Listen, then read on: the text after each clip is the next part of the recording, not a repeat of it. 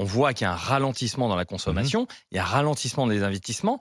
Quand les gens ne peuvent plus acheter de logement, c'est des taxes qui ne rentrent pas et elles sont entre 7 et 8%. On dit souvent les frais de notaire, mais les frais de notaire, c'est 1,5%.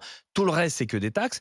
Donc, quand tu as un ralentissement de l'immobilier, un ralentissement de la consommation, un ralentissement fort du tourisme en France, lié à la peur, aux manifestations, aux mouvements divers et variés, tu arrives à ce qu'à un moment, l'État ne rentre plus de recettes fiscales. Et donc, effectivement, cette année, moi je vous le dis, il va y avoir des faillites en pagaille, il va y avoir des licenciements en pagaille, donc augmentation du chômage, donc augmentation des charges qui vont en face. Non, mais franchement, cette année, ça va pas être malheureusement. Donc, il faut faire des économies. Comme il n'y a pas de rentrée, il faut faire des économies. Tu es très inquiet pour cette année 2024. Moi, je suis très inquiet. Je pense que l'économie française ne repartira pas avant fin septembre. Si les Jeux Olympiques se passent très bien, si les Jeux Olympiques se passent pas bien, c'est-à-dire que tu as un débile, un barbare ou un terroriste qui se pète dans Paris, alors là, je te dis pas, ça va être la bérésina. Donc on peut tous souhaiter que ces JO se passent très bien pour que la pompe, elle reparte. D'accord.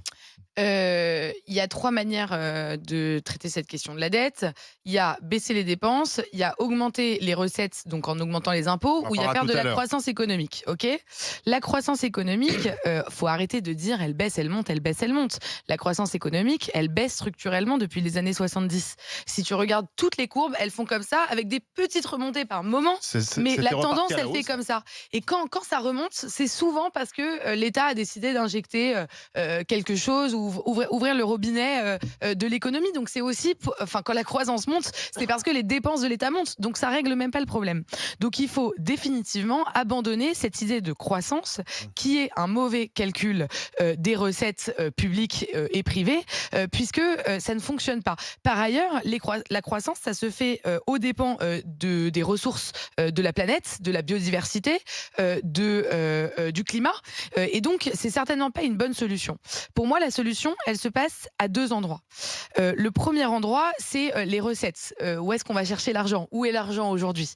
Et Pierre Moscovici, ce matin, le président de la Cour des comptes... Non, c'est... Mais non, mais... il faut des recettes. L'argent, il faut de la croissance. D'accord, mais non, pas du tout. La croissance, pas du tout. La croissance économique, comme on l'entend, c'est un mode de calcul qui est obsolète et qui n'est pas bon. Crée des richesses. Mais non, c'est pas parce que... C'est un indicateur de richesse. C'est ce qui permet la redistribution. Non, mais d'accord. Mais en fait, donc de pouvoir augmenter les impôts et de pouvoir redistribuer. Faire croître les recettes de l'État, ça ne veut pas forcément dire la croissance économique. Me prends pas au mot sur la... Comment tu fais alors s'il n'y a pas de croissance ? Parce que tu prélèves... Alors, je vais juste aller au bout. Oui, mais j'essaie de comprendre ton je vais juste aller au bout. Pour que les gens comprennent. Il y a un moment, pour moi, la solution, elle se passe à 2 endroits. On a en France un projet colossal à réaliser qui est la transition écologique. Et là, il faut de l'argent. Et il faut de l'argent. Et cet argent, il est où ? D'après le rapport Pisani-Ferry, confirmé par Pierre Moscovici, président de la Cour des comptes, ce matin même sur RMC, il faut aller le chercher chez les ultra-riches. Voilà. Mais on en parlera tout à l'heure des impôts. On en parlera tout à l'heure des impôts. Mais en fait, c'est pas. En fait, la croissance, c'est juste un mauvais indicateur. Non, mais ça veut juste dire, il faut pas faire croître les choses de manière aveugle. Attends une seconde. Et donc après, attendez. Oui, mais c'est parce que là, tu pars sur les impôts et le débat sur les impôts, on l'aura tout à l'heure. Là, c'est plutôt comment on en est arrivé là. Comment on en est arrivé à ce déficit abyssal ? Est-ce qu'on a trop écouté les Français qui demandaient des chèques ? Est-ce qu'on dépense trop dans la santé, dépense trop dans les aides sociales ? Est-ce qu'on donne trop aux entreprises ? 150 milliards d'aides aux entreprises. Est-ce qu'on a trop de niches fiscales ? Parce que là, le constat il est là. Qu'est-ce qui nous a menés dans le mur ? Tu vois, pourquoi est-ce qu'on a aujourd'hui 5,7 de déficit ? Pourquoi est-ce qu'on a des intérêts de la dette qui pèsent 58 milliards ? C'est ça aujourd'hui. C'est des putains de boulets qu'on a au pied, quoi.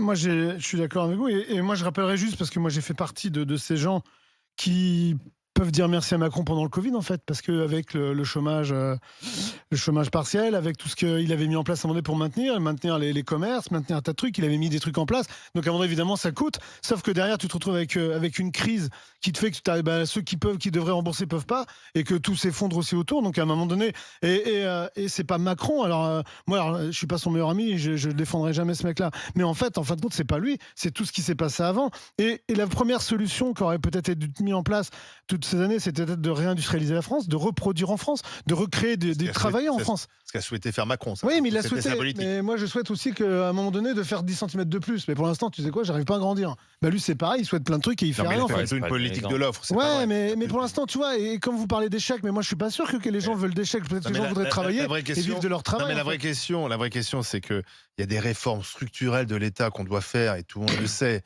depuis des années, que personne n'a le courage de le faire. On empile les strates administratives, on embauche des fonctionnaires à tour de bras. Pourquoi il y a des agences de l'État? C'est quand même pas les communistes qui sont au pouvoir du Sud. Depuis 50 ans, c'est pas des communistes qui sont au pouvoir, c'est des extra-libérales. Et qu'est-ce qui se passe en fait? Mais je suis d'accord avec toi. Pourquoi c'est des étatistes. Arrêtez aussi de donner Macron, beaucoup ont pensé que c'était un libéral, et finalement, on s'est retrouvé avec un étatiste. Je te cite un chiffre. La DRES, qui est la Direction de la recherche, des études, de l'évaluation et des statistiques. En 2022, la France a consacré 32,2% de son produit intérieur brut à la protection sociale. Ah oui, c'est ça. 848 milliards. 848 milliards. C'est le premier budget, la dépense sociale. 848 milliards. Alors non, pas la protection sociale. Si, globalement. Globalement. La protection sociale, c'est 350 milliards de mémoire. Si tu veux, alors on va dire toutes les dépenses sociales. 848 milliards. Donc tu dis, quand tu as cette somme, est-ce qu'à un moment, si tu veux plutôt d'être sur la masse, tu peux commencer à regarder de manière précise? J'aime bien ton chiffre. C'est l'adresse. Hein. Mais il est très bien ce chiffre. Il y a 30 millions d'actifs en France, c'est-à-dire ceux qui travaillent. Ça fait 12 550 € par habitant. Mais c'est. Bah voilà. Oui, mais tu viens de faire une ça, chose ça très simple. Rien. Tu viens d'inventer le revenu universel sans t'en rendre compte. Tu enlèves tout ça. Tu donnes 1 000 € à tout le monde. Réellement, tu changes ta vie. Hein. Celui qui gagne 1 500 € par mois, il va passer à 2 500 € par mois réellement. Tu changes la vie des gens et tu dis, stop, chacun se démerde. Je vous donne 1 000 € par mois. Vous êtes en arrêt maladie, vous êtes à la retraite. Mais moi, capitalisation, 1 000 € par mois. Je suis pas trop d'accord avec ça je suis pas trop d'accord avec ça parce que moi, une personne qui est cadre, qui a pas d'enfant, qui est célibataire, tu lui donnes 1 000 € par mois alors qu'elle a déjà plutôt un bon salaire, c'est super. Moi, je serais super contente d'avoir plus de pouvoir d'achat, mais c'est pas vital. T'as, je sais pas, une mère célibataire par exemple qui a 3 enfants, qui a un travail précaire à temps partiel, elle a besoin même de plus que 1 000 € par mois. Non, c'est beaucoup de gens. Aujourd'hui, Stéphane, aujourd'hui, il y a plus de 10% des Français qui a du mal à manger jusqu'à la fin du mois. Comment justifier qu'on donne à quelqu'un qui a du mal à finir les fins de mois le même montant que quelqu'un qui arrive sans problème? Juste quand je dis ce sont des exceptions qu'il va falloir regarder. Je dis pas que les cas sont des exceptions, attention. Je dis qu'il va falloir traiter ces exceptions en finançant plus. Mais tu vois, tout le paradoxe, c'est qu'on est champion d'Europe de la dépense sociale. J'ai dit global avec les 848 milliards des prélèvements obligatoires. Et on est champion d'Europe des prélèvements obligatoires. Et aujourd'hui, on se retrouve avec un déficit et champion d'Europe des déficits inédit. Donc, comment on s'en sort? On est déjà pourquoi est-ce qu'on en est arrivé là? 32-16 pour venir en discuter avec les grandes gueules. RMC jusqu'à midi. Les grandes gueules.